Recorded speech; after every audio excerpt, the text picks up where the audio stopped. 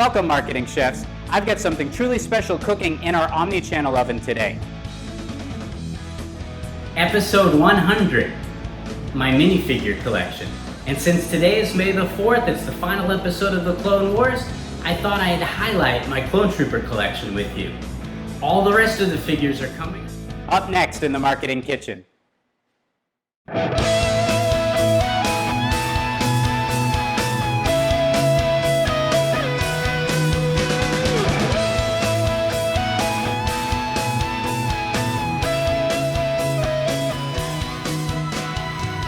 Welcome to the kitchen, the Marketing Kitchen. Hi, I'm Ron Vining, your host of Marketing Kitchen TV.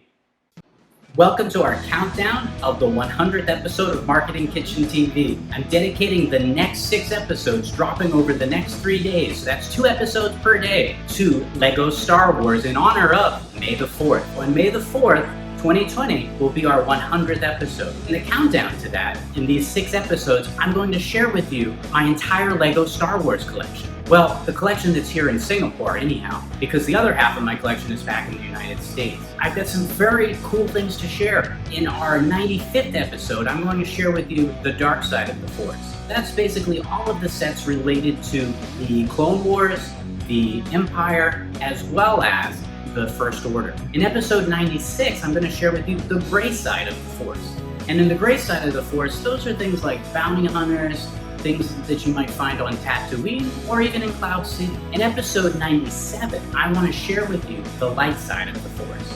So those would be things like the Rebels, the Resistance, or the Republic. You can expect to see my UCS Millennium Falcon with a customized interior. In episode 98, I'm going to share with you my Super Death Star. It's 2 UCS Death Stars mashed into one with 5,000 additional bricks. It's 3 feet by almost 3 feet. Can't wait to share that with you. In episode 99, I'm going to share with you right here the Battle of Hoth game. This set was not released worldwide, so it's quite rare. We're going to play that here in the Marketing Kitchen in episode 99. In our 100th episode, which will air on May the 4th, I'm going to share with you my minifigure collection. In particular, I'm going to highlight all the troopers because on May the 4th, it's also the final episode of the Clone Wars. I'm going to share with you my clone troopers, stormtroopers, First Order troopers, the template of them all, prototype Boba Fett, Jango Fett, Boba Fett,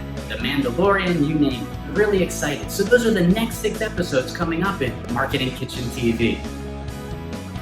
I'm very excited that today in our 100th episode, it's May the 4th, and it's also the last day of the Clone Wars TV series. So today I'm going to be sharing with you my minifigure collection, and in honor of that, here is just part of it, just a glimpse. Here are my clone troopers. I've been a LEGO minifigure fan for as long as I can remember. Some of my very first sets didn't even have arms and legs. This is the first Star Wars set I bought, and to celebrate the 20th anniversary, these were the figures that came out last year. Included in the back is Luke Skywalker from one of the DK books. I like to store my LEGO in acrylic cases to keep them free from dust and oil, but that wasn't always the case. I used to just have them out on base plates, hanging around in my cabinets, or inside of my Super Death Star, in mocks at the base of the Super Death Star, or by theme hanging around in some related sets, or out in my counter to show off different collections together, or the Rebel Alliance assembled on Home 1, or our Rebels on Scarif base. While I reside in Singapore, when I go back to visit my family in Boston, I typically buy a bunch of sets, extract the figures, and bring them back to Singapore as space is limited. Once I sort them out, I now put them in these acrylic cases so that they can be on display as well as protected, free from dust, oil, and because I keep them in the cabinets that I've shown you in prior videos, they're also kept from the light, which is good because when you have valuable minifigures, like the ones from the original Cloud City set, they should be protected. Hang around to the end of this video for an added treat as I take you through the Christmas figures. Let's begin with the Sith as I take you through my minifigure storytelling cases. This is every single Sith-related minifigure that is available that I'm aware of. This is, I'll use the word a lot, some of my favorite minifigures in the collection. I also include in these cases some of the little details, like those globes of the Death Star and holograms of different figures. Here's another shaky video, just to add a little texture. Alright, here are all the minifigures related to the Empire in terms of leadership, as well as some Inquisitors. I use these smaller cases to display some vehicles with their drivers.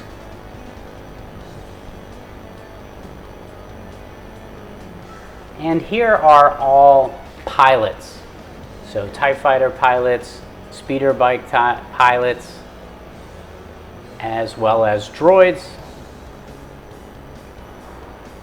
Here's the fun microfighter dewback. I really enjoy this set. Included there is the moisture evaporator from my first set, and here's the dewback from the Cantina set. Which do you like better? Here are the micro figures from Battle on Hoth, leading us into all of my stormtroopers, snow troopers, scarif troopers. I really like this box. And again, another vehicle leading us into our First Order collection. And here is every minifigure associated with the First Order in a single box. I'm missing one, actually, Knight of Ren at the moment. I have that set, but it's in the US, and once I do, that will be complete, until more sets come out. Here are all the Mandalorian, Jango Fett, Boba Fett related minifigures, including the original Boba Fett with printed arms. Here are some fun figures. Most are from the Lego magazine associated with the Trade Federation or the Separatists, which can be found in this box here. I've included some microfighters as well as Battle Pack, as well as some from the Lego magazine.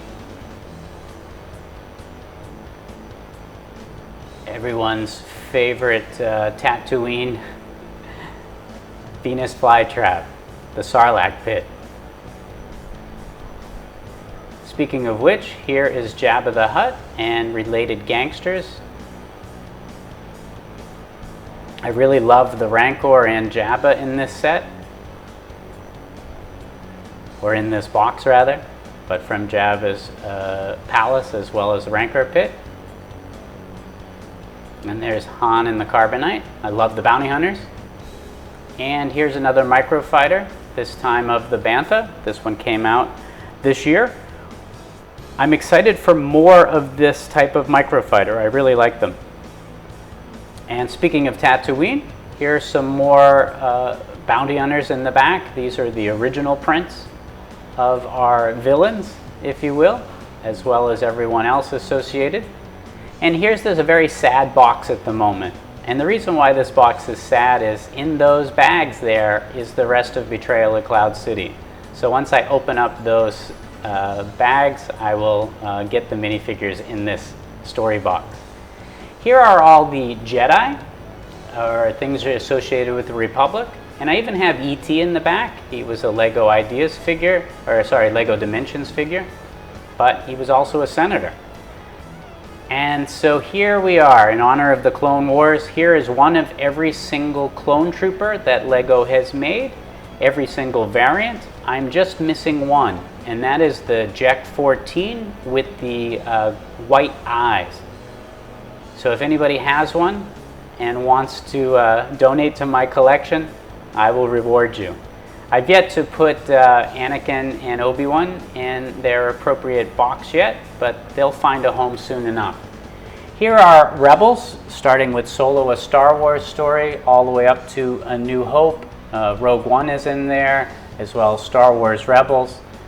That's a fun collection. More Rebels here, all droids, all pilots from Rebels to Resistance. Try to keep them somewhat in order there, but that's most of the pilots. Some are in some other cases. Here's some micro figures from the Battle of Hoth game. Here are Hoth-related figures.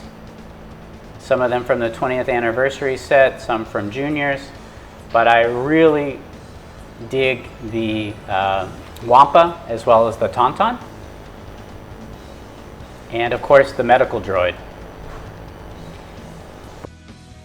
Rathars from one of the sets that I reviewed a couple of days ago, and then also from the Advent calendar is the little baby one in the center. And here are our heroes, taking us from A New Hope to Empire Strikes Back through to Return of the Jedi and then Force Awakens. These were premium with purchase for May the 4th. They've replaced Polybag figures, and then these have been replaced by little play sets. Here is a box that these figures will eventually find a home in their respective cases, but these are all the figures from Resistance and The Rise of Skywalker. Here's the Diagna as well as the Mynock. They have their own separate little home at the moment. The trash compactor monsters are from each of the Death Star playsets. Here is the VIP card for getting the Millennium Falcon during its pre-order period, as well as the placard from the UCS Falcon and the San Diego Comic-Con Falcon cockpit from Solo, a Star Wars story. Speaking of Solo, I can't resist sharing with you my mock of a microfighter of the Kessel Run Millennium Falcon, along with one from Force Awakens and the other from the original trilogy. Here are a mock as well as a polybag and the Cloud City from the Advent calendar.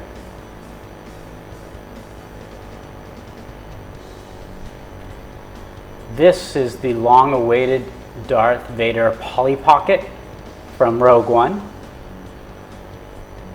Here are some of the DK books that always include some exclusive figures like Finn and the retro Luke Skywalker. The Lego magazine has a good selection of minifigures and exclusive poly bags as well. I enjoy receiving this in the mail each month. They also include mini builds of ships too. And here is a loot crate that came out 2 Christmases ago, and I had actually already had each of these polybag minifigures. I'm not exactly sure why Lego decided to do this. Maybe they had a surplus, but I was excited to get an additional backup copy, if you will, of each of the polybags. In fact, every polybag figure I do have duplicates of, just either to sell in the future or in case something were to happen to them, because they can become rare. Some of the polybags had these neat displays, and I'll just take you through a couple of polybags that I happen to have on hand to take pictures of. My entire collection is not here in Singapore, as I've mentioned before, so if it's not here, it's in storage in the US. I'm protecting my investment by keeping my Lego collection in 2 different countries. But I typically do have duplicates of all of my minifigures, either again to sell in the future or in case something happens. Imagine if something happened to this prized gem. This is the Lego employee gift. I absolutely love the Lego Xmas Wing, and then these exclusive minifigures that came with it as part of the 20th anniversary Lego Star Wars collection. Speaking of Christmas, let's take a look at the Advent calendar, some of the exclusive minifigures that have come with it. Yoda was the very first of the exclusive Advent calendar minis. including this awesome Frosty R2-D2, followed by the Ralph McQuarrie inspired R2-D2 and C-3PO, which were on a Christmas card that Lucasfilm used to send out. I love this abominable snowman Chewbacca with the Christmas printed bandolier. Here's Chewie with a Christmas porg from last year. BB-8 with a Santa hat and a board. Santa Darth Maul. He looks so cute. And of course the Christmas Jango Fett on a sleigh. And Santa Darth Vader. There's a rumor that there will be a new Santa Darth Vader at this year's set. And I love this snow trooper with a snow blower. Here is a snowman, which is supposed to have, actually no, I take that back, he's accurate. It's the next figure. He's not supposed to have an Imperial helmet, he's supposed to have a Rebel helmet, but I actually have that Rebel helmet on the exclusive figure. And here I love this Christmas tree astromech. This is Advent Calendar at its best. Here's a Christmas Gonk droid.